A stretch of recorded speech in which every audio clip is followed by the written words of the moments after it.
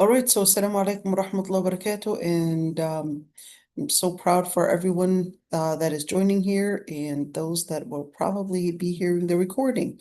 So let's see, the day before yesterday, we left off at this ayah. Let's just look at it, this ayah, and that ayah was within, we could consider that as, I don't want to say a new chapter, but a sub-chapter. The subchapter, remember when we're speaking about different suttas, there would be kind of like a chapter, and then there would be a subchapter, another subchapter, and so forth, if you would remember those divisions. So certainly we could probably consider that as another subchapter because it was talking about the different evidences in regards to Allah subhanahu wa ta'ala. It was talking about the different the prophets and how they approached the different people with the message and how people reacted to the message, and then certainly the response and the influence the later implication for rejecting the message. So that was also here. We talked about some of the implications for leaving the message and not embracing the message. And then we went into, again, the same idea, going back to the same main idea, the key idea, which is recognizing, well, what actually makes a description of a divine, what makes the divine, and that is the Lord Almighty being in control over the basis of things, over the different, let's call them key things. We're talking about controlling whether we're speaking about matter or we're speaking about energy that makes things happen, and al-ghaib, which basically means the past and the future. And certainly, even if we're speaking about the Lord Himself, even those that some may worship as considering them as the assistants, or the ones that are near, or the ones that are intercessors to God Almighty. That's when Allah subhanahu wa ta'ala said, made it clear that the prophet and the messenger, they are not in the position to being God or to being in place of even close to the level of being an angel, that they are human beings, and that their key message is to, one, deliver the message, two, that they too would follow the message. Just keep that one in mind. And that what that would mean is that the key thing about the prophets and the messengers is to really be the ones to transfer, to deliver the message that Allah subhanahu wa ta'ala had sent on to them. And قل هل يستوي الأعمى والبصير, and certainly that's in order to lay out the differences that people, whether the way people reacted to the message, whether received the message, reacted to the message, whether rejected it or whether embraced it, that's the basis that you want to consider the orbit of your social relations based on. Your social relations is going to be based on how the different groups embraced the message, how they rejected the message, how they basically reacted to the message within their life. Because at the end of the day,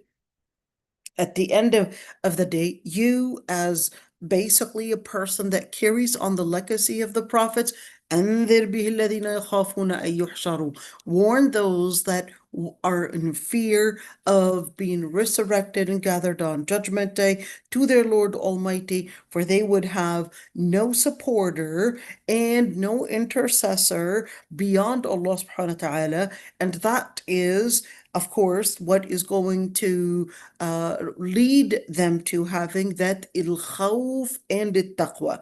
And we talked about provoking certain sentiments in order to bringing in certain actions and certain behaviors. We went in details with that one. وَلَا تَطْرُدِ الَّذِينَ يَدْعُونَ رَبَّهُم. Now, this is actually where that sub-chapter is at.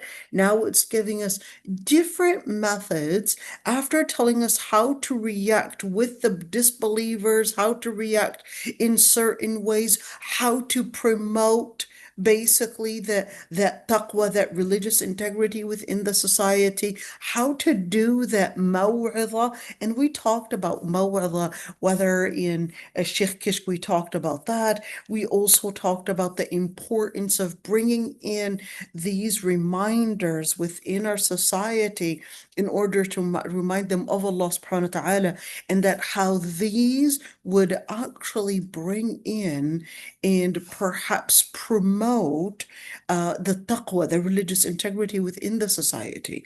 And what is their job? Their job is to really remind them and provoke the feeling, at least, of fear from Allah subhanahu wa ta'ala and Judgment Day.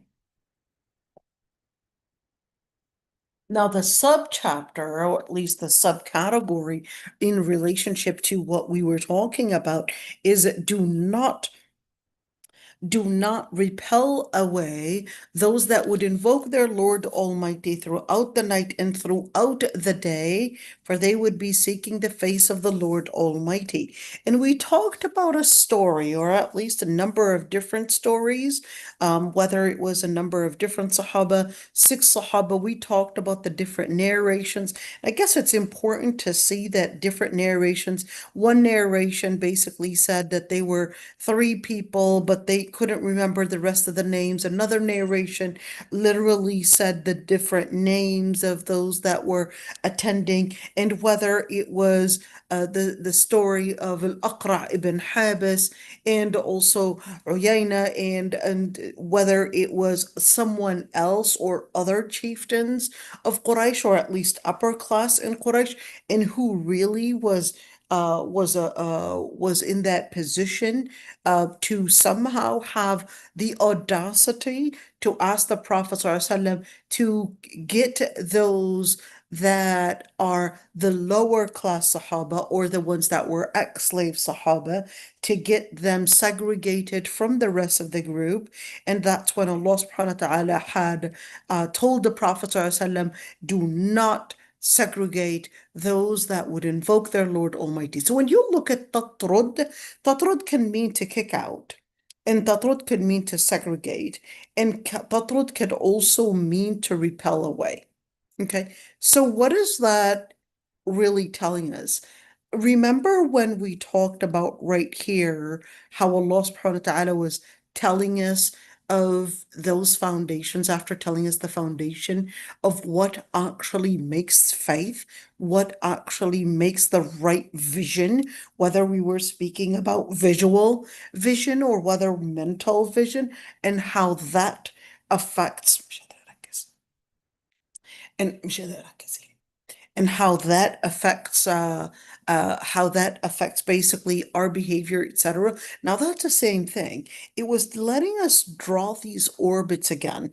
This orbit is basically the orbit of amana wa aslaha, and then it takes us to recognizing what surrounds the nucleus, within that orbit, and that nucleus, after going the first orbit, is basically letting us know who's actually blinded from seeing the truth, and who was actually aware, who had the mental and the vision to actually see the truth. And that basically led them to having التفكر. What is التفكر or التفكير? So التفكر, when you look at the word فكر, this is actually talking about to remember something. But when you say تتفكرون, you could see that there is the ta, which basically is speaking about something that is continuous. And then you've got the shadda right there, which actually means continuation. It's an indication that something is basically happening in a continuous manner, something that is basically consistent, etc. So when we're talking about تتفكرون, we're speaking about the people that we need to have within our orbit, those that are capable of seeing the truth, those that are seeing the world based on the vision of that nucleus, which is amana wa aslaha, which is basically to have faith and actually live in piety. So just keep that one in mind, because there are actually a number of different hadith where the Prophet ﷺ, one of the key ones that I always bring up is that only eat with a person that is pious. And this one I could never forget. It always baffles me to see the connection between food and who you associate with and who you connect with. So when it comes to food and when it comes to the environment, that is going to be bringing in a lot of what basically is important to you. It's usually food. It's usually the food that you eat is basically going to probably bring in the type of people that are eating with you, the gathering that basically makes that orbit. Are these people in a position to basically be aware? Let's talk about that, being aware to see basically based on the lens of Allah subhanahu wa ta'ala, to see the matter and also the motion based on how it's basically dependent on Allah subhanahu wa ta'ala, how to see the past and the future, that it evolves around Allah Almighty, and how to recognize that blessings of the malaika is to basically deliver basically the order of Allah subhanahu wa ta'ala, and how to relate to the message, that it's to follow the message and put it into action. And therefore, now going into the other one, أَنذِرْ بِهِ الَّذِينَ يَخَافُونَ أَن يُحْشَرُوا, then the ones that second stage, this is the first stage of Islam, but then this is the second stage of Islam, which is basically al-Iman. The second stage of al-Iman is that they would be afraid. They would live and put that fear on Judgment Day, fear in hellfire, fear in Allah subhanahu wa ta'ala, and that basically gets them into the second stage of faith, which is al-Iman. So therefore, they would be لَعَلَّهُمْ يَتَّقُونَ. How do I relate with these people? Now, in this one, you could really see that we can get the inspiration that this is talking about المحسنين. That's why that ayah, وَلَا تَطْرُدِ الَّذِينَ يَدْعُونَ رَبَّهُمْ بِالْغَدَاةِ وَالْعَشِيِّ, it's taking us into all of those that would live in a certain lifestyle.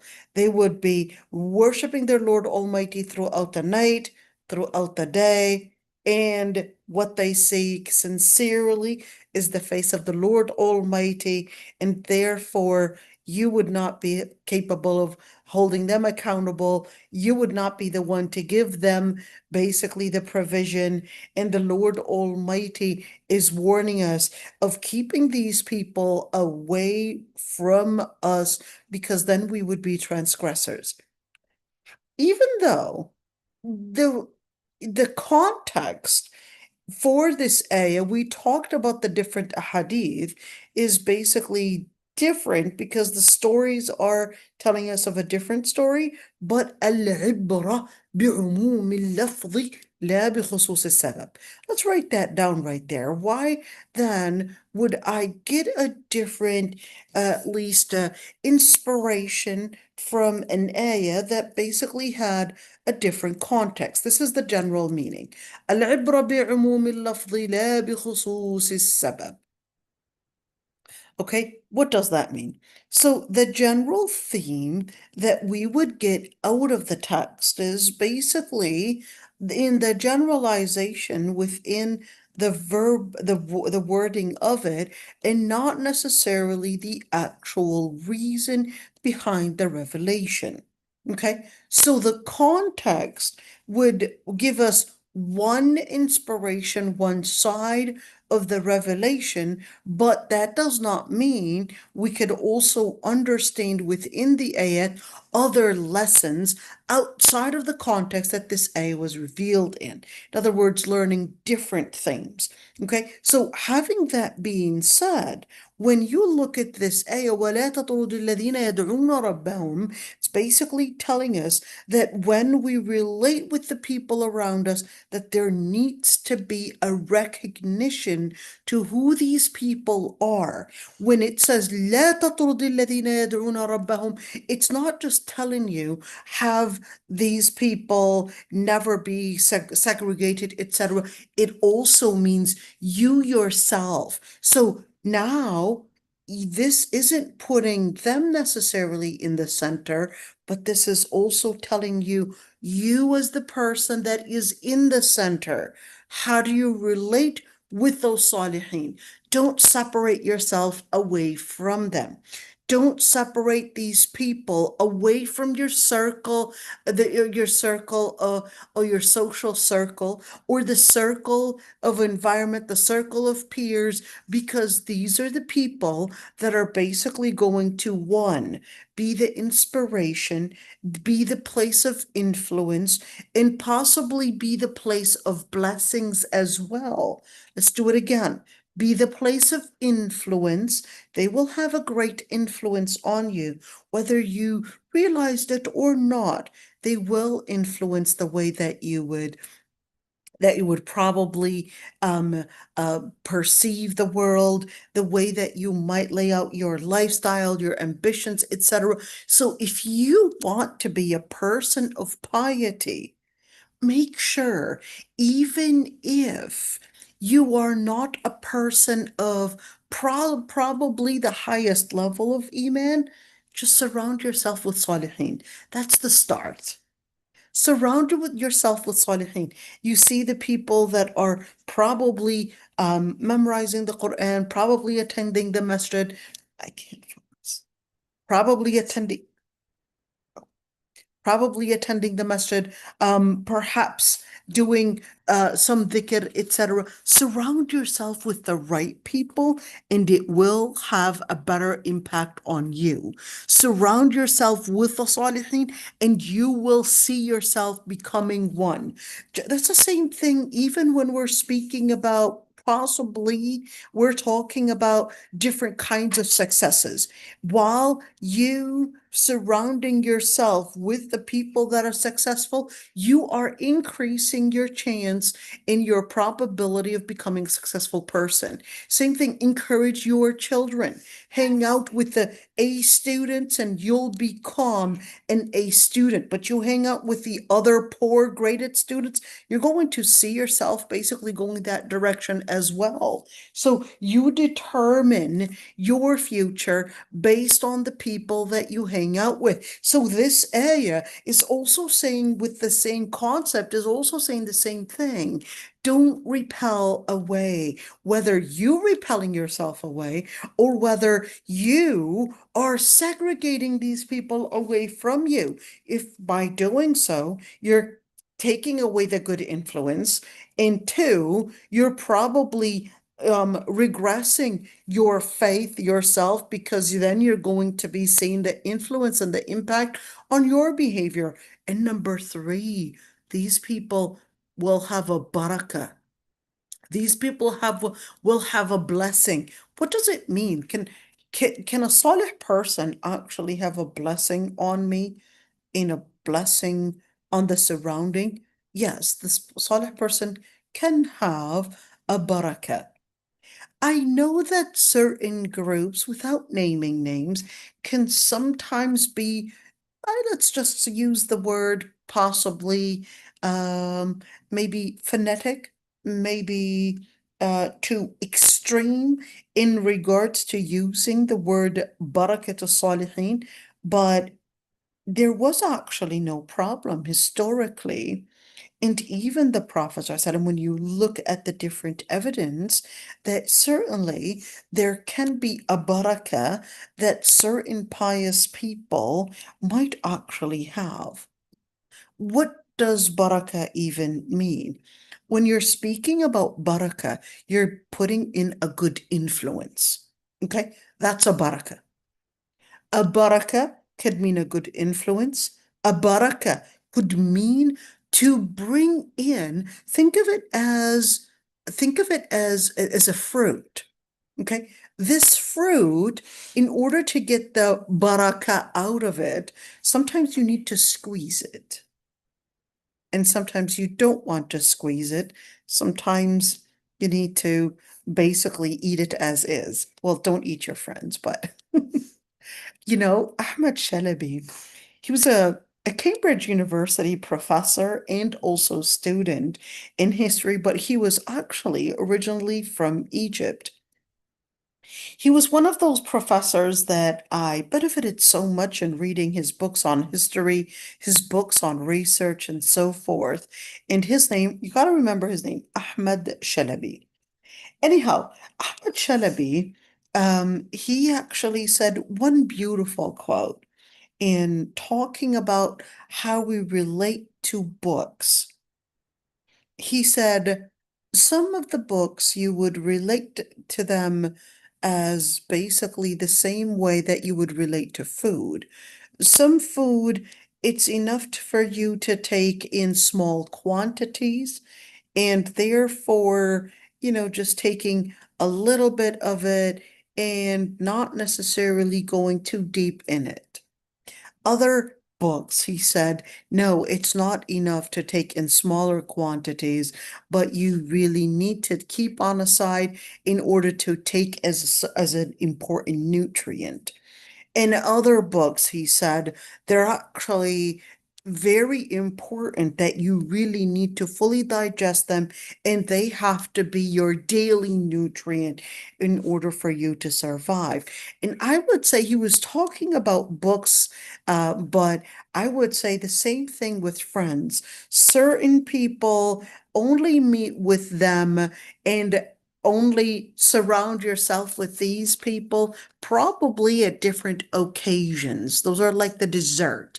Don't always have them around you because they can be very unhealthy for you to basically have around. Because if you are going to be taking them every single day as the friend that surrounds you, they can be taking you into a very unhealthy area. And those are the friends that are always considered the friends of entertainment. The people that are always relating their life, their speech is always around entertainment, whether talking about music, gaming, probably having fun and all of that. Those people, I'll tell you, they're very fun to have around because they're not serious. They can just tell you the most beautiful jokes. They're just people that you would really enjoy all that moment that you would be with them. But you want to be careful because these people, there's no way that a person that is continuously laughing and singing and possibly just talking about dunya entertainment and talking about probably the prices and all of that, there's no way that this person is living يخافون أن يحشروا. There's absolutely no way. A person that is living the fear of Yawm al-Qiyamah is a person that is going to be يدعون ربهم بالغداة والعشي. A person that is living the fear of Yawm al-Qiyamah, you're going to see them invoking, praying, and certainly being committed to Allah subhanahu wa ta'ala throughout the night and throughout the day. Going back to the other types of friends, okay? The other types of friends are basically, yeah, they would come sometimes in need. Maybe I need them for probably something that happened to me. I need them, maybe homework help. Really smart, but on the other ends, probably not the greatest in their religion. But I need them sometimes for their homework help. Maybe another friend, possibly a relative. I need them when I'm probably ill. I need them for that type of closeness. Make your circle be inclusive, but you have to be selective in who you really keep close and direct close relations with. Okay, because sometimes, certainly, those that are probably great for your deen may not necessarily always be the ones to have the potential to probably help you in different corners. Possibly, maybe they have great deen, but when it comes to probably me being short on a couple dollars, they're probably not the ones that would be capable of helping me. So I need to keep that circle, that circle of other relations in order to basically help me survive. That's absolutely normal. That's absolutely okay. But you need to always determine your circle of friends, your circle of surroundings in order to maintain your deen, your dunya, your nafs, maintain your mental health, maintain your chastity, and certainly maintain your wealth as well. Certain friends, they're actually key for my deen. Other friends, I need them for support in life, which is usually family. Other friends, they're the school friends. I need them for my education to help me advance in my education. Other friends, I need them for chastity. That's my husband, that's my nucleus family, my children, etc. For my chastity, that's a different relationship. And financial friends, yeah, certain friends, they could be great for financial support, for probably at work, maybe help. Those are the ones that we basically probably maybe share same spaces in our work, or probably later on they'd be the ones to give me certain financial support, etc. This is extremely important in how we draw. People that I probably might share certain spaces at work are not necessarily always the ones I might share the spaces of family. Sometimes you don't want to confuse those dynamics. That's why I don't always recommend wife and husband probably maybe share jobs, in probably share incomes, or probably, just different things. It depends. Every certain group of people, they have their dynamic is different. Okay, but this is just a personal thing, but that doesn't mean that this is for everybody. Okay, but I don't usually recommend brothers actually possibly being the ones to maybe make a job together, meaning probably sharing a business together, because there's going to be a lot of animosity, there's going to be a lot of competition, and that might actually create confusion within those orbits. That's not probably for everyone. Maybe that's the best option, but I'm just, just recommending something not to confuse your orbits. Don't confuse your orbits, because these confusions can actually lead to a lot of animosity, a lot of confusion. The best friend, look at this one. The best friend would be the friend that would be in your deen a friend, in your life a friend, in your mental health a friend, and the person to support your family a friend, and the person when you need them financially a friend. And that's rare to find. That's the best friend. And teach your children what a best friend means. If this best friend is not supporting your deen, but is a friend of entertainment, that's not a best friend. Then it's either you have a problem, or to say that you have a problem, meaning you're confusing your orbits, or you are confused in your priorities.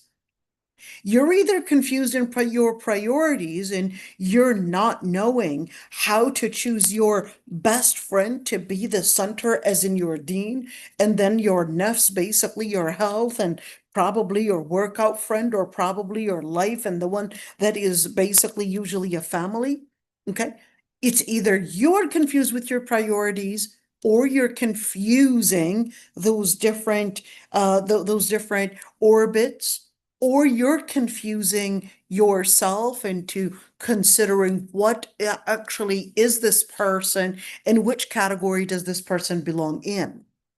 Because if we are confused and we don't know which category this person is in, then we're going to be basically confused in our dynamic, in our social dynamic.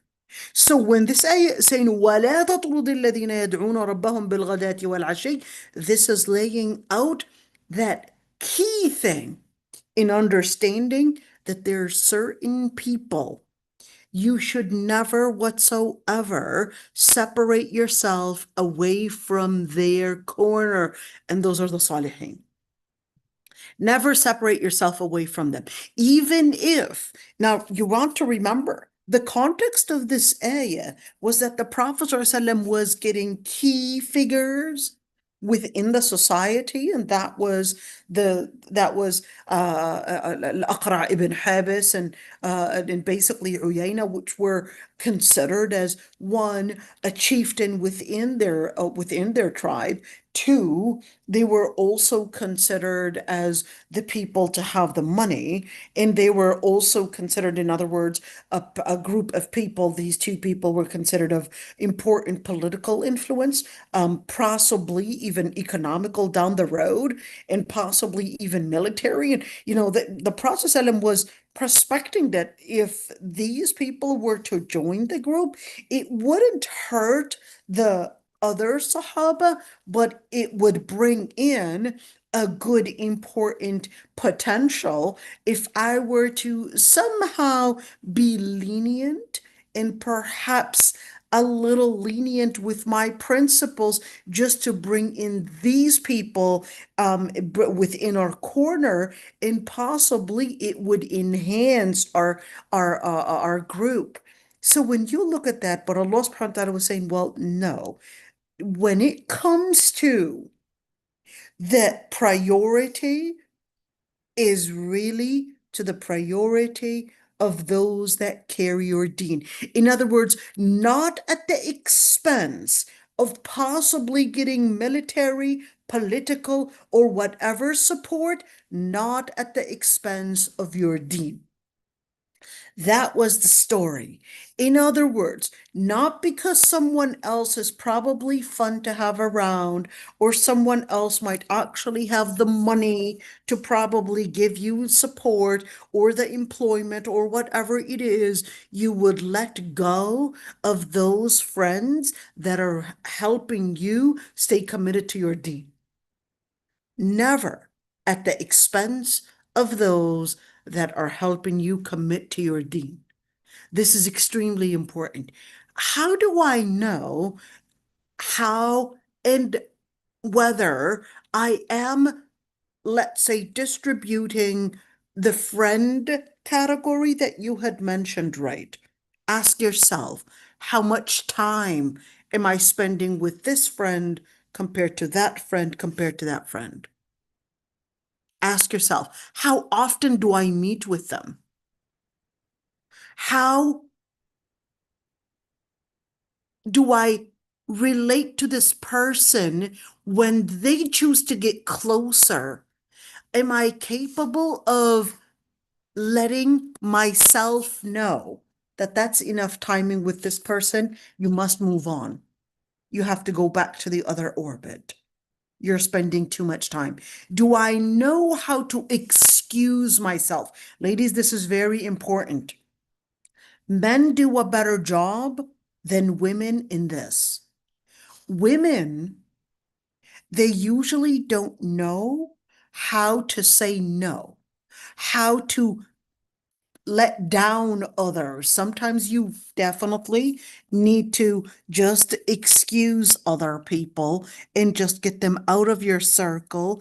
You can do it politely, but if politely is not working, sometimes, sorry, but I have to go.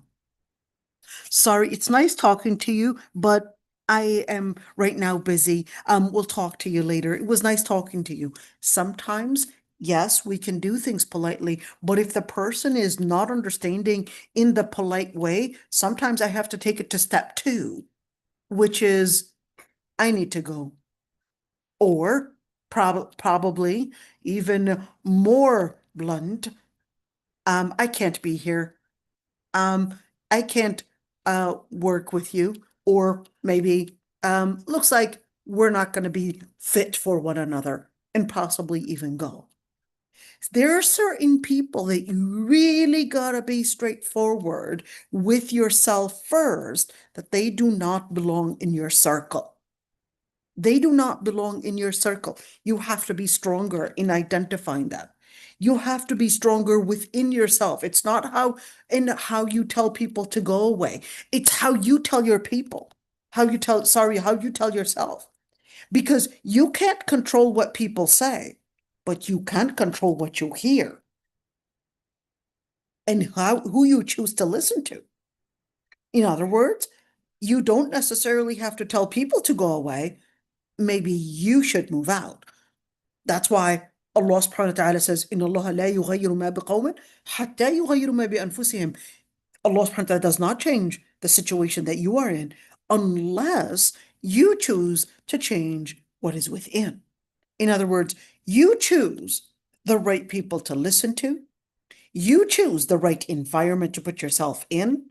You choose the right groups. You choose the right peers. You choose who gets into your circle of deen and who doesn't belong in your circle of deen. Who gets into your circle of family? There are certain information that's only to be within family. Other friends, they're not to be put within the circle. And this is extremely important. Ladies, certain things about you and your husband, your relationship between you and your husband, don't share it with your mother. Don't share it with your father. Sort it out yourself.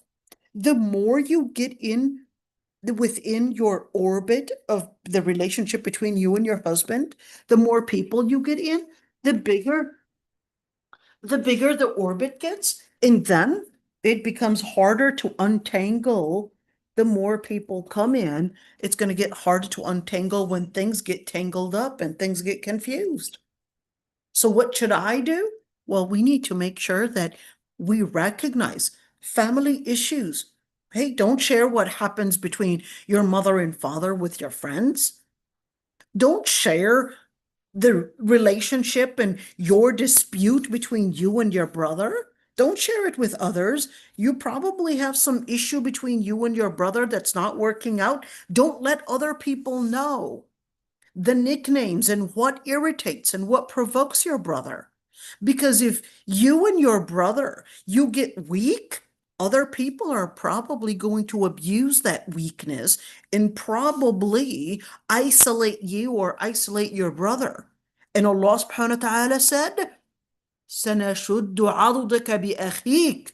Allah subhanahu wa ta'ala tells Prophet Musa alayhi salam, we're going to enhance and empower you with your brother. Your brother is a different border. Your brother is a red line. You should be the one to basically give him support. When you're talking about brother, you're talking about family. You're talking about a relationship that other friends should not be put within this orbit. Same thing. Your husband, don't put other people within that orbit. Not even your mother and father need to know that you got in a dispute with your husband and blah, blah, blah is what happened. And this is what you said. And this is what he said and blah, blah, blah, because that's what's going to happen. You put in other people, you're going to widen that circle of dispute. When you're going to widen that circle of dispute, then it's going to be hard to narrow it down and going to be hard to probably eliminate it. You might later get along with your husband and things will work out and yeah, we'll bump into each other and pretend that it's that we're probably, getting a cup of coffee, but he's trying to make up with me and you're trying to make up with him and then everything's all solved. That's normal between husband and wife. Things will get solved between you and your husband, but then your family won't forget what you had said. And that becomes a friction that will probably be forever. So what do we have to do? We have to be wise in how we talk about our relationships and how we basically put those limits to what we say and the time we spend and basically the investment in how we relate these orbits in within our corner and within our life. Okay, now when we speak about وَلَا تَطْرُدِ الَّذِينَ يَدْعُونَ رَبَّهُمْ بِالْغَدَاةِ وَالْعَشِيِّ, how do I relate with that? لا تطرد. Don't ever segregate yourself or separate yourself from the salihin that seek Allah subhanahu wa ta'ala throughout the night and throughout the day.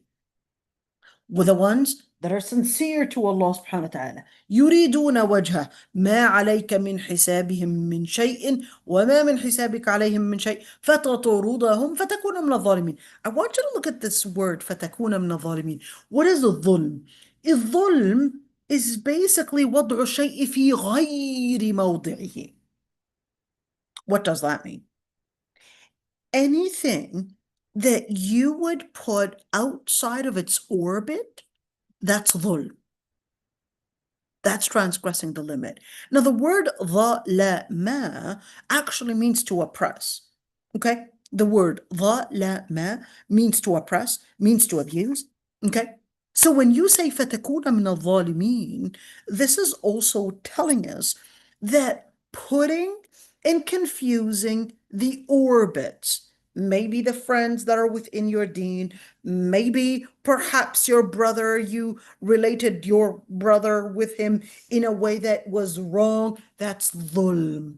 Maybe you related with your mother in the wrong way. That's why there's a relationship with your mother that's supposed to be at a certain relationship. It's supposed to be at a certain level. To misunderstand, to confuse this level is basically committing dhulm, is basically being an oppressor. In other words, confusing these orbits, in confusing the positions, in confusing the amount of time that you would invest with this person, deen, the person, probably nafs, etc. Confusing these orbits is basically going to be leading to dhulm. What's the opposite of dhulm? Al-adl. The opposite of dhulm is al-adl. In other words, al-adl is basically speaking of justice. So understanding these orbits, understanding the relationship that you would have with the salihin and with those that surround you, and knowing how to distribute your time, your energy, your focus, how to distribute it right, that's adl, that's justice. How to confuse things is basically considered dhulm. Yes, you shared your relationship. You shared the story about your husband, how he's got habit A or habit B that you dislike, and you share it with your mother. That's dhulm. To share probably the way that your father maybe abused you one day. Maybe he said a harsh word here and there, and sharing it here and there to others and with your friends and all of that. That's dhulm. You confused your relationship with your father and you passed it on that one day my father told me this mean word, and sharing it with your friends. Why are you sharing it with your friends? That's dhulm. That's dhulm. We could talk it out with your father, probably talk it out with a family member, with your brother, with your sister, maybe to help you solve it. But to get it out of the circle of family, that's dhulm. You have to teach your children these circles, these orbits, and how not to confuse them. Because to confuse these orbits is to commit dhulm, is to commit oppression. To understand these orbits is to basically commit adl. To understand what a true best friend is basically a person that supports my deen, supports my nafs, and supports my mental health, lets me make the best decisions, and basically lets me connect with my family and knows how to give me that support. And even when it comes to a financial support, they're always there. That's a best friend. Shafi'i lived and always dreamed of finding a best friend. You may never get to find a best friend. You may never get to find a best friend, so you would have to not necessarily just go and spill your beans and share everything with a friend here and there. The people that relate to every friend as a best friend is usually a person that lacks the confidence, that lacks the wisdom, that lacks al-adl, that lacks justice, a person that is basically khafif, is a person that is khafif in Lugha Arabiya. What is khafif? Khafif means lightweight. Yeah, we're not talking about lightweight meaning person that's not obese, but we're talking about lacking value. A person of weight in Lugha Arabiya is not heavy, meaning having, you know, heavy in volume or heavy in weight, okay? But we're actually speaking about a person heavy in their honor, okay? A person that is heavy in their honor is a person of value, okay? Now, this is extremely important. If a person lacks value, they don't recognize where their values and how to distribute that, then they lack wisdom. And we have to teach ourselves, we have to teach our children, and especially women. We tend to talk a lot about our life and we end up losing our weight. We become khafifin. We become lacking value because we talk too much, because we share too much of our privacies, because we share too much of our feelings. Sharing too much about your feelings, sharing too much about even your ideas, sharing too much about your private life basically makes you transparent. And the more transparent you are, the easier attraction, the easier place of attraction you become to those that are seeking people of an easy prey like you. You gotta be really careful in making up with a friend too easily. You make up those friends too easily and you start sharing everything with them too fast, you're going to find yourself basically attracting a lot of enemies. And you're going to start wondering, why is this always happening to me? Why am I getting into these problems? That's because you basically had become too exposed of yourself. And let's say the sister is saying, what if you share your side of the story and some personal information shared in that process? Fair enough. Allah subhanahu wa ta'ala says, لا يحب الله الجهر بالسوء من القول إلا من ظلم. In a situation when a person is possibly abused or possibly oppressed, etc., that's first figuring out whether that person is in a position to change the situation that you're in or not. That's number one. Do they have the power to change it? If not, then this isn't the person that you need to share your information with. Number two, is this person influential enough to force the other person that's probably abusing you to change? Number three, am I sharing the necessary amount of information, or am I just sharing for the sake of ventilation? If you're sharing just for the sake of ventilation, which is what many women would do, and it's just sharing just for the sake of ventilation, just to make myself feel better, just to get the pressure out of my system. So I'll basically give it to others to help me carry it. Then in that situation, you basically had gotten yourself weaker because other people basically had started identifying you through your weakness. That's what you had done. You shared that information about you that's troubling you, and later on people started identifying you through your weakness. People started identifying you based on your troubles and not based on your successes. Just keep that one in mind. Now, if you want to share your side of the story, first, the person has to be a person of influence. Two, that person has to be a person of hikmah and wisdom.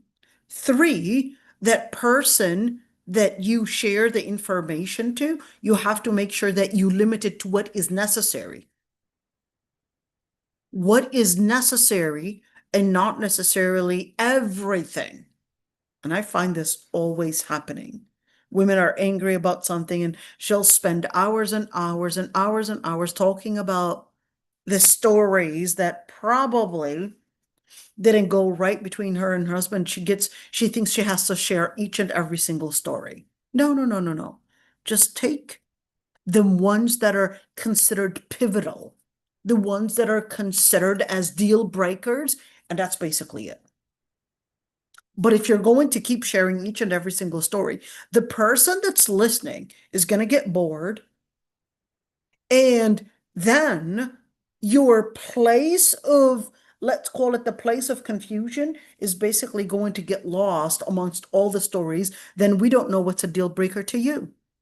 And then you're going to share so much that it's going to expose you as a weak person that's inviting others to victimize you.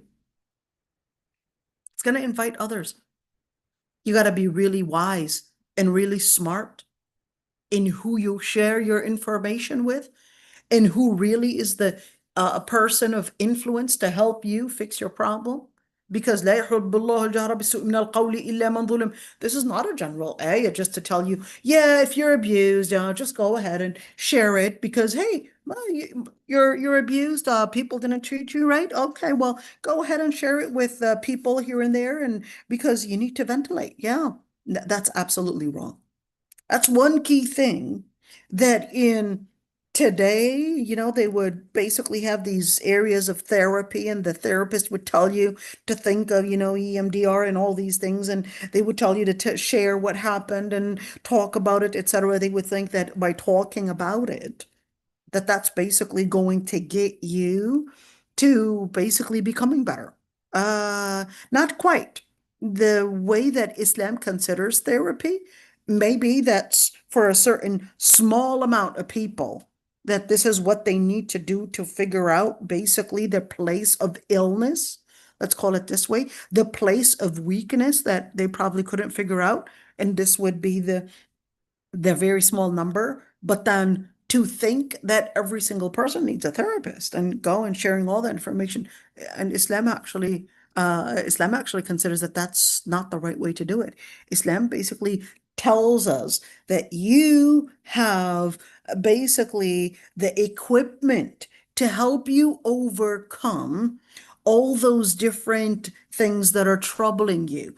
Only in very small, rare cases would you not be capable of probably forgetting. It's probably affecting your sleep, probably affecting you, etc. That's a different story. But we're not talking about the very exceptional cases. We're talking about the general cases, in those general situations. Allah subhanahu wa ta'ala did equip you with the ability, with the capacity to overcome the different illnesses, whether we're speaking about physical illnesses, whether we're speaking about mental illnesses, just as this one, maybe some kind of a trauma that they just couldn't overcome. So then we'll get the experts to help this person overcome it. But those are rare cases. But if we're getting every single person, my mom was ordering me to clean my room every single day, and it was becoming too hard on me because she would get so angry when I don't listen after 5, 6, 7 times. Well, and then right now you want to make yourself a victim?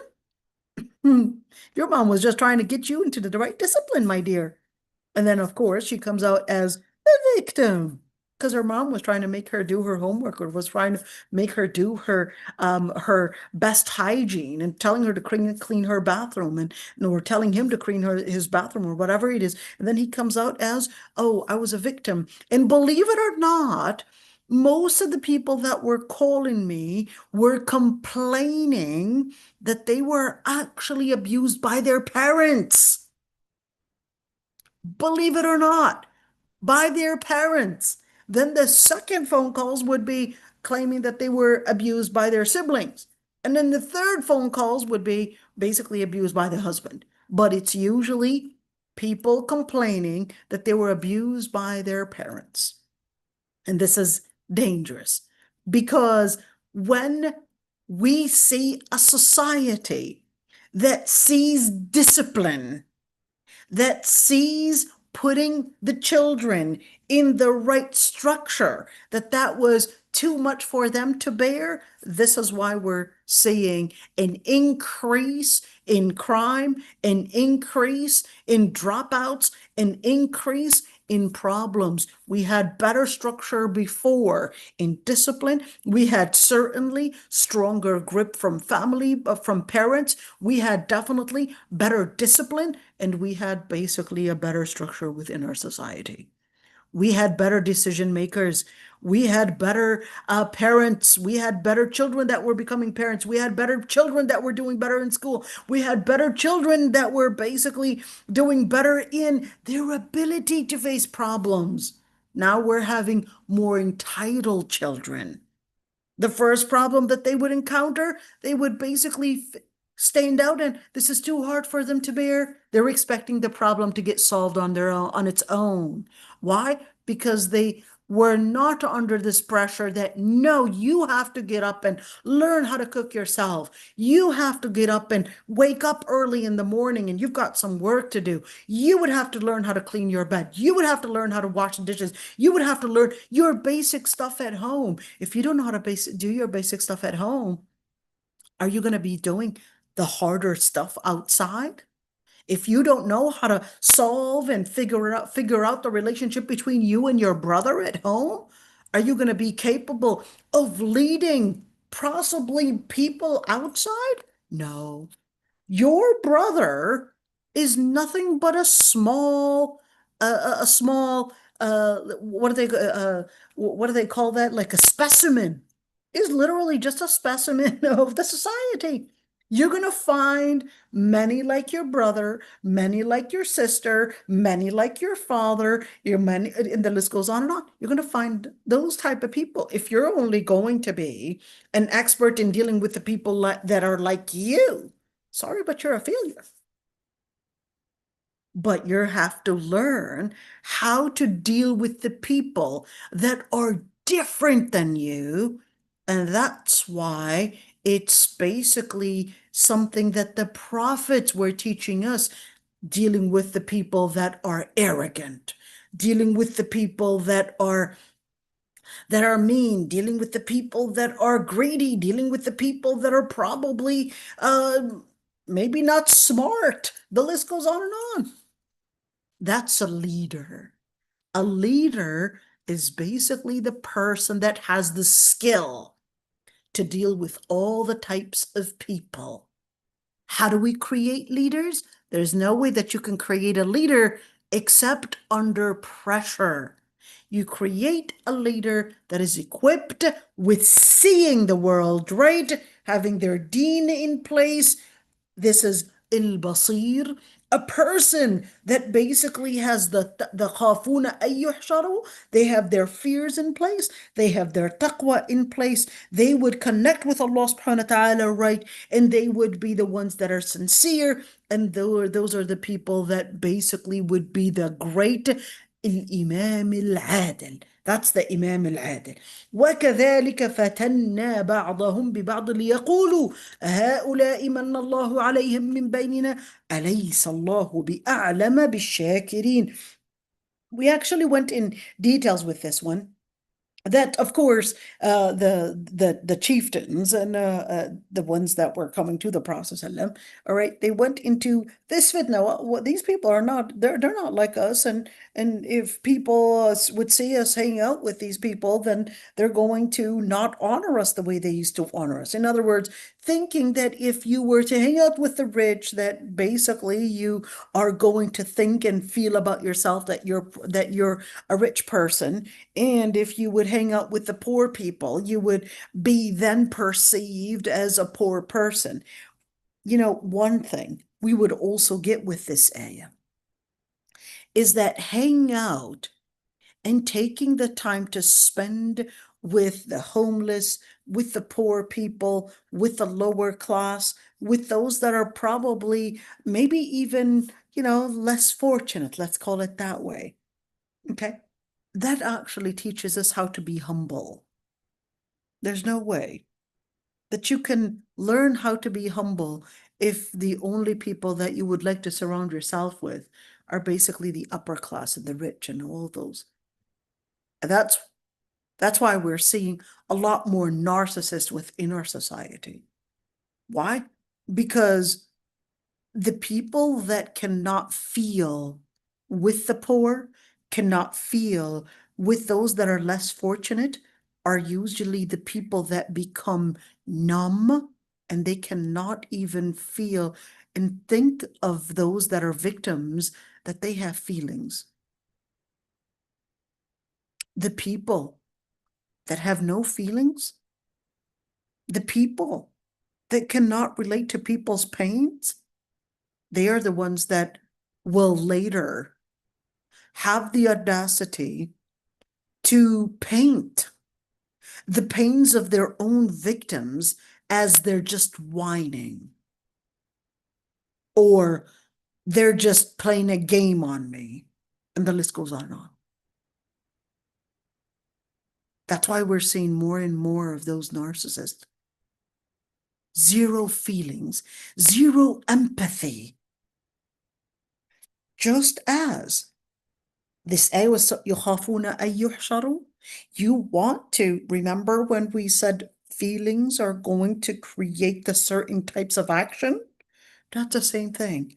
You want to create empathy for the poor, for example. You want to be a person of rahmah. You want to be a person of rahmah? Associate with the people that are poor. You want to be a person of rahmah? Associate with the people that are that are ill. You want to be a person of rahmah? Associate with those that are less fortunate. Volunteer in senior homes. Volunteer probably in prisons and as a chaplain. Volunteer maybe in to be passing a person to pass out soup, I don't know, in shelters. Volunteer in those areas just to see and relate to these people. When you relate to these people, you would then create within yourself this empathy / rahmah.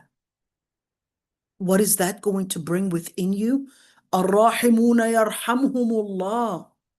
The ones that have rahmah, the ones that have empathy, the ones that have mercy in their hearts are the ones that Allah subhanahu wa ta'ala will give mercy to.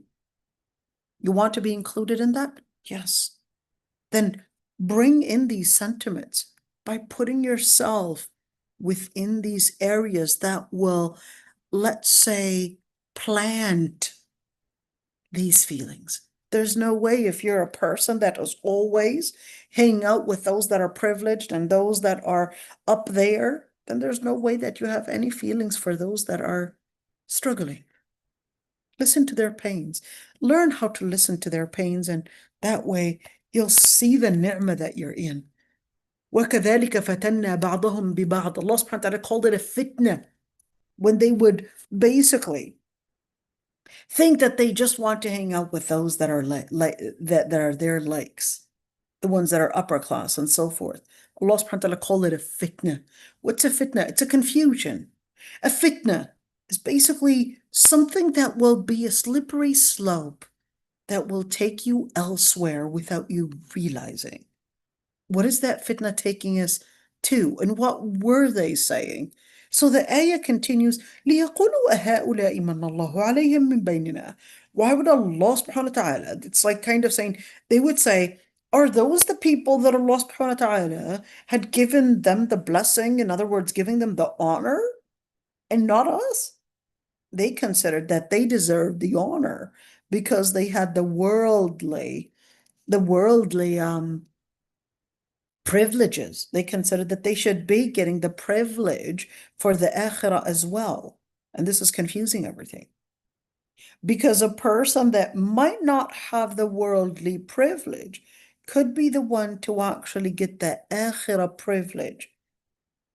And that's why there is a hadith in Sahih Muslim. Abdul Rahman ibn Auf, I believe, is the narrator, if I'm not mistaken, and that the first ones to enter Jannah are the poor people. And I believe in al-Muwatta as well. There was that hadith is also in al-Muwatta Malik as well. I did some research on it, but subhanAllah, I guess, al-ilm yunsi ba'duhu ba'dan. And that was a place of, I think it was in al-Muwatta, and I don't remember if it was some of the Malikiyah had questioned this hadith and whether it is true that al-fuqara or the poor people would be entering the Jannah first, because people like Abdul Rahman ibn Auf was actually one of the 10 people promised Jannah. So then other responses were saying, well, no, it still is true that the poor people would be entering Jannah first, but it just means that there's a priority. It doesn't mean that the rich would not enter Jannah. It's that the poor people would enter Jannah first because they don't have a lot of financial responsibilities to be questioned about. The more responsibility you have, the more answers you got to prepare, right? The more answers you got to be preparing. You kind of think of it as the day you do the taxes, all right? The day you do taxes, and of course, the more money you have, the more receipts and the more answers you got to prepare, and the less money you have, yeah, you'll probably just do your taxes in 20 minutes, 30 minutes, and you're all done. Pass, you're all done. But a person that has a huge probably amount of assets, they've got a lot, maybe 2 weeks and 3 weeks to work on their taxes, because they would have to figure out each and every single thing and get the receipt and get basically all that information. It would take them 2 and 3 weeks. Is that the same thing on Judgment Day? Ya Allah, Ya Allah, Ya Allah. لِيَقُولُوا أَهَؤُلَاءِ مَنَّ اللَّهُ. Poor by choice or poor by trials? That's a good one. Poor by choice or poor by trials? It's actually, well, they were poor by they were poor by the way that they had read that is the upper class, the way that they had read the privilege, and they had thought that the privilege is supposed to be based on money, on social status. But Allah subhanahu wa ta'ala was redefining the privilege and considering that the privilege is not by social status or by money or by degrees. It's basically by piety. So that's why they said, أَهَؤُلَاءِ مَنَّ اللَّهُ عَلَيْهِمْ مِنْ بَيْنِنَا. Why would Allah subhanahu wa ta'ala consider those were somehow better than us? But then Allah subhanahu wa ta'ala says, "Alaysa Allahu bi'alam bi-shakirin." The Lord Almighty knows who the real shakirin are. Now, here's one thing. When you look at bi-shakirin, it can mean Muslim. Shakir in other ayat was actually referring to Muslim. In other ayat, bishakir was also referring to mu'min. In other ayat, bishakir was also referring to a real person that is thankful. In other words, recognizes the blessings coming from Allah subhanahu wa ta'ala, recognizes how to relate to Allah subhanahu wa ta'ala and thank Allah subhanahu wa ta'ala for the blessings that Allah subhanahu wa ta'ala had given them. So they recognize Allah subhanahu wa ta'ala. Why?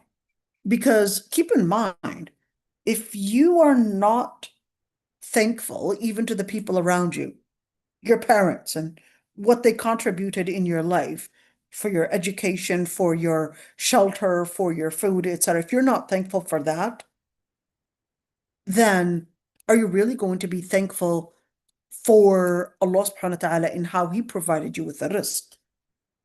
Okay, so when it says bi'a'lama bi-shakirin, in other words, recognized not only those, in other words, Allah subhanahu wa ta'ala would know those that would thank the people around them for the contribution and also thank Allah subhanahu wa ta'ala. They would thank Allah subhanahu wa ta'ala. I mean, the only way to thank Allah subhanahu wa ta'ala is to recognize basically the provisions that Allah subhanahu wa ta'ala had given you. If you don't recognize the provision and you would think that it's your effort and that you deserved it, and therefore it's a privilege that you are entitled to, then that's not a shakir. That's not a shakir. Then you're thinking that you're entitled to this privilege, and therefore that's a fitna, right? That's a fitna. So Allah subhanahu wa ta'ala tells us, أَلَيْسَ اللَّهُ بِأَعْلَمَ بِالشَّاكِرِينَ, the ones that recognize the provision and who provided them with this provision are the ones that really recognize the privilege. And they consider that the privilege really belongs to Allah subhanahu wa ta'ala. That's the priority. And that Allah subhanahu wa ta'ala is their place that they should be thankful to. But of course, those upper class, no, they thought that they were the ones that gave themselves the privilege. So they lost that shukr. And realize, of course, you realize that the poor people are usually more thankful than the rich people. Rich people are always just busy with the ni'mah. They forget to thank Allah subhanahu wa ta'ala for it. وَإِذَا جَاءَكَ الَّذِينَ يُؤْمِنُونَ بِآيَاتِنَا فَقُلْ سَلَامٌ عَلَيْكُمْ. If those that would come to you with our ayat, okay, tell them salamun alaykum. What is tell them salamun alaykum? Just peace be upon you? I mean, what is peace be upon you? How do we understand peace be upon you? What is peace? Well, peace basically means salama and salama fi dinikum wa anfusikum. To have peace in your religion and in yourselves. To have peace, the best peace that you can have is in your deen, your nafs, your aql, your chastity, your family, and your wealth. That's the best peace. Let's do it again. Peace in your deen, peace in your health, peace in your mental health. You're mentally, alhamdulillah, at peace. Peace in your family. In peace, you're getting the right, alhamdulillah, a good enough income, and you're having that peaceful distribution and putting it in its place. Okay? That's basically is-salam. That's basically is-salam. Okay? So just relate to that one. You know, the Prophet ﷺ actually said in the hadith, من كان منكم آمنا في سربه معافا في بدنه. Oh, what else? آمنا في سربه، معافا في بدنه، مالكا قوت يومه، حيزت له الدنيا. The Prophet said, look at this. If any of you, you're basically feeling that security within your home, and number two, you're healthy, and three, you have food for the day, that's everything you have in dunya. You got everything in dunya. You and Elon Musk are basically at the same level. You got everything in dunya. How many beds is Elon Musk gonna sleep on? Ironically, he's always busy. I was, watching this interview. Many times he's sleeping on the floor, probably sleeping on the couch. So long for the money. Okay, I don't know where he's going. I mean, enjoy it, but whatever. All right, so you're probably sleeping and probably enjoying more of dunya than Elon Musk himself, right? آمنا في سربه معافا في بدنه. You're not feeling pain. Alhamdulillah. You got the food for the day. حيزت له الدنيا. You got everything in your dunya. All right? You look at Trump eating McDonald's every day. It's like, or, fast food, thinking that that's basically healthier than other foods. Hey, you're actually eating better than what Trump is eating. Yeah. So think of that. All right, let's continue. And when we say السلام سلام عليكم, السلام عليكم, is this a dua? When we say سلام عليكم, yes, it is. So فقل سلام عليكم, it's to basically teaching us how to greet one another. Say salamun alaykum. Say peace be upon you. What? That's a dua. That's an invocation. You're asking them to be in peace in their deen, a peace in their life, a peace in their mental health, peace in their chastity in their family, and a peace in their wealth. Ya Rabbi, salamun alaykum, all of you. كتب ربكم على نفسه الرحمة. The Lord Almighty ordained mercy upon himself. What is I thought the word كتب meant to write. Why did you say ordained? So كتب in Lugha Arabiya means to write. So where was it written? اللوح المحفوظ. What is اللوح المحفوظ again? It's a tablet that Allah subhanahu wa ta'ala had written things. Why did he write things? Is it because he doesn't want to forget? No, Allah subhanahu wa ta'ala does not forget. Allah subhanahu wa ta'ala, there's no naqs that comes onto Allah subhanahu wa ta'ala. Allah subhanahu wa ta'ala does not have any things that would compare to human beings. وَهُوَ السَّمِيعُ الْبَصِيرُ. And he is all seeing, all hearing. In other words, certainly you cannot compare the things that probably might get into some kind of a default or malfunction or anything of that sort. Allah subhanahu wa ta'ala does not whatsoever get into any naqs, into any, whether it's degeneration or whether something becoming basically wrong. Allah subhanahu wa ta'ala is all absolutely perfect because he is the Lord Almighty. Okay? But when we say kataba, it doesn't mean so that he won't forget. But kataba, it is basically that Allah subhanahu wa ta'ala had written. When we say written, that Allah subhanahu wa ta'ala had ordained something upon himself, that Allah subhanahu wa ta'ala had ordained something upon himself, it's basically to say that Allah subhanahu wa ta'ala, because he is the Lord Almighty, Allah subhanahu wa ta'ala may write certain things in order for us to relate to Allah subhanahu wa ta'ala and remember that the Lord Almighty is beyond, that Allah subhanahu wa ta'ala is beyond time, and the Lord Almighty may ordain things to let you know that this will never be changed. Just give me a second, please.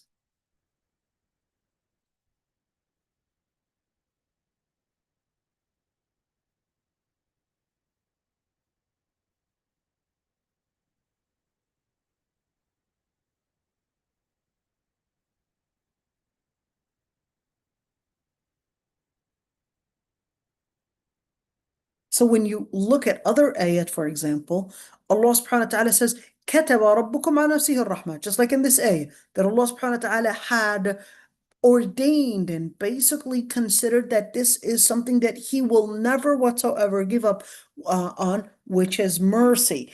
إِنَّ رَبَّكَ وَاسِعُ الْمَغْفِرَةِ. For example, Allah subhanahu wa ta'ala is وَاسِعُ الْمَغْفِرَةِ. He is wide. He is basically exceptional in his forgiveness. And at the same time, we could see كتب could also mean كتب عليكم الصيام, that Allah subhanahu wa ta'ala had basically ordained الصيام. In other words, ordered the siyam and basically made it obligatory. So sometimes this is to show and to let us know that this is a promise that Allah subhanahu wa ta'ala would never change. And number two, it is also to comfort the servants, to let them know that this is something that Allah subhanahu wa ta'ala had promised, and therefore something that Allah subhanahu wa ta'ala had ordained even pre existence, before even existence, and therefore Allah subhanahu wa ta'ala would let us know this piece, that this is something that Allah subhanahu wa ta'ala is committed to. So when he says كتب ربكم على نفسه الرحمة, that this is something that Allah subhanahu wa ta'ala is committed to and for you to know. Not that this is for Allah subhanahu wa ta'ala to remember, because Allah subhanahu wa ta'ala does not forget. So if you say Allah subhanahu wa ta'ala does not forget, how come the ayah says نسوا الله فنسيهم? نسوا الله فنسيهم. Here it is. They had forgotten Allah subhanahu wa ta'ala, so Allah subhanahu wa ta'ala had forgotten them. No, that's a wrong translation for the word nasiya. The word nasiya can have different meanings. It can mean to forget, and it could also mean to disregard. So nasullah, they disregarded Allah subhanahu wa ta'ala. Because if a person forgets, then Allah subhanahu wa ta'ala, إِنَّ اللَّهَ تَجَاوَزَ لِي عَنْ أُمَّتِي الْخَطَأَ وَالنِّسْيَانَ وَمَا اسْتُكْرِهُ عَلَيْهِ. The Prophet ﷺ had said that Allah subhanahu wa ta'ala had dismissed upon the ummah things that they would do by mistake, things that they would do by basically forgetting something, and three, things that they would be coerced into doing. Okay, so the person, if they had forgotten that this ruling is this hukum, or that this is what it means, then what happens? Then they would basically be considered as dismissed. But this ayah is saying nasullaha fanasiyahum, meaning that one, they had basically disregarded Allah subhanahu wa ta'ala to the point that it had become something that they didn't even recognize anymore. It became something that they forgot. They had forgotten about. So will they be held accountable for something that they had forgotten about? This isn't to mean forgotten about, meaning they couldn't remember it. It's that they pacified themselves away from it. They ignored it. Okay? They ignored it. فَنَسِيَهُمْ. So Allah subhanahu wa ta'ala then ignores them. So this nasullah فَنَسِيَهُمْ doesn't mean that Allah subhanahu wa ta'ala had forgotten them. كتب ربكم على نفسه الرحمة أنه من عمل منكم سوءا بجهالة ثم تاب من بعده وأصلح فأنه غفور رحيم. Let's look at this ayah and kind of analyze this ayah. So the word أنه من عمل منكم سوءا, that whoever, the word عمل actually means to do something. Whoever of you does any evil, in other words, what is a su? A su comes from the word sa'a. That's the root. Sa'a actually means to go beyond the limit, and it also means to get redirected. And it also means, well, janaha actually means to commit a transgression, but sa'a means to go off the path. Okay? So isu is basically any behavior that is off the path. Okay? Bijahala. Bijahala, out of ignorance. So if we're ignorant about something, we won't be held accountable, or we will be held accountable. We'll get there. Then they would repent after that, and then they would aslaha. Aslaha Here's that. The root is saluha. And when you have the hamza preceding, that means to enter something. Asbaha, aslaha, amsa, that means to enter something. So they entered in piety? Like, how do you enter in piety? فَأَنَّهُ غَفُورٌ رَحِيمٌ. For the Lord Almighty is all forgiving and all merciful. A lot of things to analyze, right? Let's see. مَنْ عَمِلَ مِنْكُمْ سُوءًا. So when you say عَمِلَ, are we talking about only the actions, like the extremities do an action? What is included in al-amal? Number one, what is included in al-amal is al-amal, al-lisan, your tongue. Two, the amal of any sense that you would basically control. So whether what you're seeing, what you're hearing, where you're going, basically your extremities and all of that. And included is amalul qalb. The amal, al-qalb, what is amal al-qalb? Basically your heart, the intentions. So amal al-qalb is included. So when we speak about amal, when we speak about amal, we're talking about variant actions.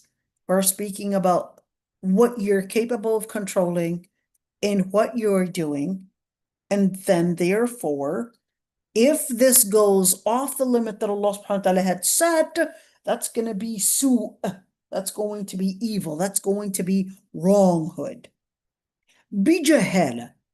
Is there an action that is wrong that I could do without jahala? What is jahala? Il-jahl is to be ignorant of something. So why the alif and the ta marbuta right there? If a person is ignorant of something, why would they be held accountable for something that they're ignorant about? So this is bijahala, meaning that when a person does a wrong behavior, that behavior is the foundation of jahiliyyah. If it's off the limit of Allah subhanahu wa ta'ala, it's jahiliyyah. What's the difference between jahala and jahala and jahiliyyah? They all come from the same root. Jahala. Okay? Jahala means to be ignorant of something. Jahala is, there's that alif that you would have in there. That's basically to tell us that there was some kind of inducing something. So il-jahala, a person is inducing ignorance by putting in an effort. That's that effort. That alif that you would have right there, that means there's an effort that is induced onto the verb. There's an effort that was put in the person committing basically that transgression, that wronghood, and therefore bijahala. While they were engaging in this wrong behavior, that was this effort that was basically put in an ignorant way, and then the result was basically jahiliyyah. The result was jahiliyyah. So jahiliyyah would be like an adjective. Okay? The result. A person that commits jahl, bijahala, the result is jahiliyyah. Okay? Let's do it again. A person that commits jahl, basically the wrong doing, okay? Bijahala, with putting in effort in the wrong way, had basically gotten themselves in jahiliyyah. Okay? Let's keep that one in mind. Jahiliyyah is anything that goes off the limits of what Allah subhanahu wa ta'ala had regarded as justice. Remember, Allah subhanahu wa ta'ala, يَتَّبِعُونَ إِلَّا الظَّنَّ وَمَا تَهْوَى الْأَنفُسُ وَلَقَدْ جَاءَهُم مِّن رَّبِّهِمُ الْهُدَى. الظَّنَّ is a form of jahl. الظَّنَّ is a form of ignorance. You might have an idea of something, but if it's on mere speculation and not facts, then that's a form of jahl. Number two, وَمَا تَهْوَى الْأَنفُسِ, and if they're just following their own whims, that's also jahl. Why? Because they're not looking into the outcomes. They're not looking at the purpose. They're letting their whims determine the motives and basically the behavior that they would be engaging in. They don't put their the decision, what's right to be done in place, but they would let their emotions control their behaviors. That's jahl. And why? As a result of hawa. وَلَقَدْ جَاءَهُم مِّن رَّبِّهِمُ الْهُدَى, and their Lord Almighty sent them guidance. That's in order to tell us that that's the only thing that's not jahiliyyah. The only thing that's not jahiliyyah is al-wahy. That's the basis. And that's what Allah subhanahu wa ta'ala tells us about Fir'aun, about Lut, about Nuh. And of course, we're talking about their aqwam and their people, okay? And telling us that they were engaged in jahiliyyah. So anything that is out of the path of Islam is jahiliyyah, even if it was based on science. It's going to be jahiliyyah. Because, yes, certainly you might have been capable of researching different data in understanding the world, in understanding the different things and how they function. But that doesn't mean that you got to the most important data, which is the purpose that all this function is taking you to. Then if you're ignorant of that, then you're jahil. Even if you were a professor at Harvard, then you're jahil. If you're ignorant about the purpose that preceded your existence, you're ignorant about al-wahy, you're ignorant about that, then in Islam, you're jahil. Even if you were a PhD professor at Harvard, etc., according to the definition of Islam, if you're ignorant about the purpose that preceded your existence, you're ignorant about the goal of your life. You're ignorant about where you're heading, the destination, and what your life is all about, and you don't know what values, what principles you're supposed to be living based on in this dunya, then you're actually jahil. So when it comes to عمل سوءا بجهالة, that they had actually committed سوءا بجهالة. An example of this, okay, fair enough, that's what we're going to do. So عمل منكم سوءا بجهالة, a person, they basically probably committed something haram. And at that moment, they were wanting to just get into, I guess, the entertainment. That's bijahala. What did they jahil? Jahil, at that moment, the purpose that preceded their existence. They disregarded al-akhirah. So what did they do? Are they Muslim? They're Muslim. But at that moment, they had forgotten about, disregarded at least, al-akhirah. So they engaged in possibly drinking, zina, whatever it is. So عمل منكم سوءا بجهالة. At that moment, they disregarded, they were pacified away from that day that basically was marking their destination, al-akhirah, Jannah, Nar, all of that. They basically had forgotten about it. How did they forget about it? And why did it talk about they had forgotten about it? Because remember right here, it was actually talking about أَنذِرْ بِهِ الَّذِينَ يَخَافُونَ أَن يُحْشَرُوا. Those are the people that are لَعَلَّهُمْ يَتَّقُونَ when they were living taqwa. Good job. But then you've got another group of people that they're not actually living that level. They're actually living at a struggle. So that's when that ayah basically says, well, even for those that can't live up to this level, there's hope.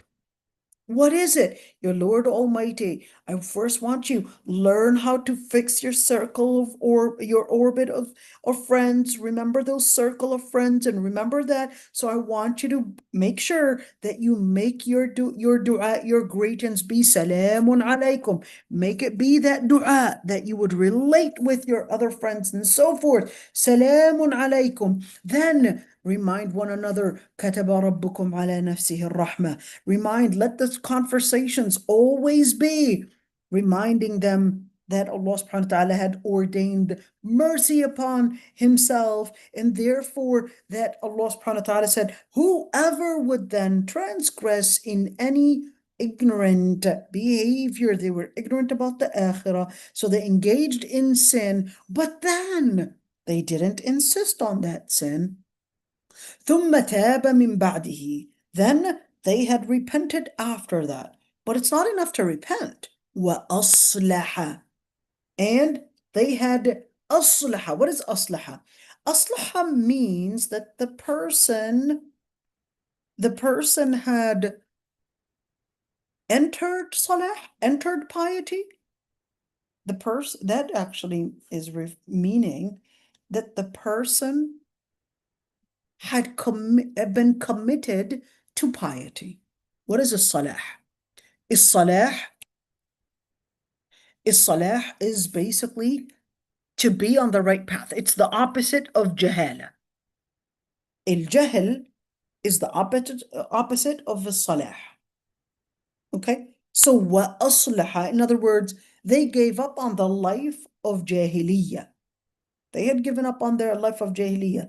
They seek repentance. What does it mean to seek repentance anyways? To seek repentance means four things. Number one, that you regret what you had committed. Two, that you ask Allah subhanahu wa ta'ala for forgiveness. Three, that you would change the lifestyle that basically you were that was leading you to that wronghood. And four, you would put in good investment. So if let's say a person was, let's say,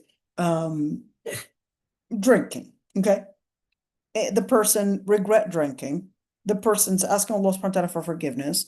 The person changed their circle of friends because they were the ones that would always encourage them into that lifestyle. And number four, they probably started engaging in newer activities to basically keep them away from this lifestyle. New good activities, of course. Keep them away from this lifestyle. So that's a tawbah. Okay?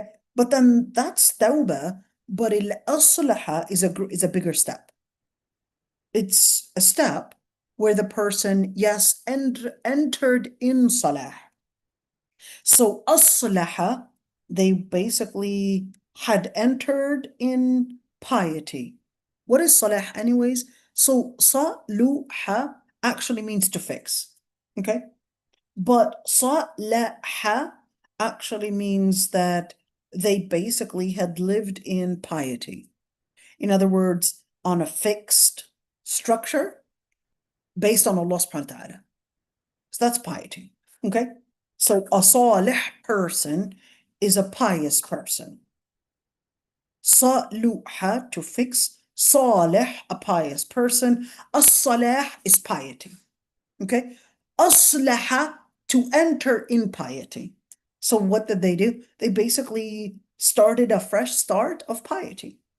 Okay? So what did they do? They basically started a fresh start of piety. In other words, when we talked about a tawbah, we talked about the different four categories of tawbah. So this is basically emphasizing started a new activity of piety to basically put them in the right place. That's aslaha. This person is engaging now in a new structure away from the jahala, away from the wrong behavior that they were engaging in. This person is engaging in piety. This person is engaging in what would put them on the track of Islam, on the track of salah, on the track of piety. And remember, this is actually just talking about the beginning. So Allah subhanahu wa ta'ala is endorsing / praising those that would take the initial start. What? Did they necessarily actually do the actual thing? Not yet. They just Oh, so kita started, memang rebel eh? they just Rebel started the memang. they just started the initial and began the change, and that's when Allah subhanahu wa ta'ala says فَأَنَّهُ غَفُورٌ رَحِيمٌ. And just be reminded of the man that killed 100. Did he actually, in the end, we all know the story, when he killed 100 people, did he actually make, let's say, uh make the significant move? Well, he just did one significant move, which is attempt to change the city that he was living in. That was a significant move. But did he really live it on a long term? No, did he? He didn't even live anything on long term yet. He just did a significant move, which is aslaha. He just started in that piety. He just regret. He asked Allah subhanahu for forgiveness, and he definitely wanted to change the lifestyle. He just I just took the initial step to get into that piety, but nothing consistent yet. It was just the initial move. And this is extremely important. This is extremely important to just remember that just take the first step of piety, just take the first step, and Allah subhanahu wa ta'ala, inshallah, would basically let you be on that track to continue. That track of piety, inshallah, it's kind of, think of it as, think of it as definitely, a track that can in itself carry, it's smooth and it can take you there, but you just have to sit on the right seat. You have to put yourself in the right position. You have to put yourself in that right place in order to let that track basically roll you there, but it just needs just a small push. When I used to love swings when I was a young girl, absolutely loved swings. Okay. And if you notice that for those that would, sit on the swings, it would just need just a small nudge with your legs. And that's enough to basically make you go farther and farther. And then sometimes, kind of like with flapping the wings, it's not about frequent flapping, but it's just the right way to flap the wing. And then Allah subhanahu wa ta'ala will let you go smooth with that glide. And that's the same thing. It's putting yourself away from the track of Jahala, because this can be a very slippery slope, and you're putting yourself in the right seat, in the right place of piety, and putting yourself at least in the right place of tawbah, and then aslaha, you enter it, and Allah subhanahu wa ta'ala will let that go smooth, and you'll see it going smooth. That's why Allah subhanahu wa ta'ala actually says in Surah Al-Ankabut, He says, وَالَّذِينَ جَاهَدُوا فِينَا لَنَهْدِيَنَّهُمْ سُبُلَنَا. Those that jahadu fina. What is al-jihad? Al-jihad means to put an effort. Okay? Jahadu fina. Jahada fi Allah subhanahu wa ta'ala. What does that mean? That they put an effort for the sake of Allah subhanahu wa ta'ala. And Allah subhanahu wa ta'ala promises, لَنَهْدِيَنَّهُمْ. We would guide them to our paths. Paths, not one, but many. Different doors that would basically lead all to Allah subhanahu wa ta'ala. They will open up to basically one path, which is Allah subhanahu wa ta'ala.